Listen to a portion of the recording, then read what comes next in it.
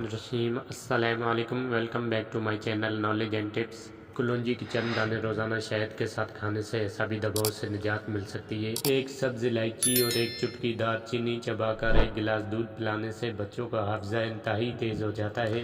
हैज़ा का इलाज। हैज़ा किसी भी किस्म का, इसके लिए नींबू का रस 1 चम्मच और एक भरी हुई चुटकी मीठा सोडा मिक्स करके 10 कतरे दिन में 2 से 3 मरतबा पिलाएं।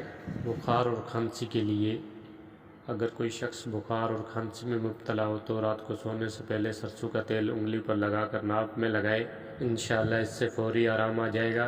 बंद गोभी के पत्ते और उसका सालन बवासीर के मरीजों के लिए बेहतरीन ग़िज़ा भी है और दवा भी है। भुने हुए चने, डेढ़ चटांग और 20 मगज बादाम रोज़ाना खाने वाला जवानी का लुत्फ़ उठाता है। भिंडी जिस्म में कोलेस्ट्रॉल की सतह कम करने में अहम किरदार अदा करती है।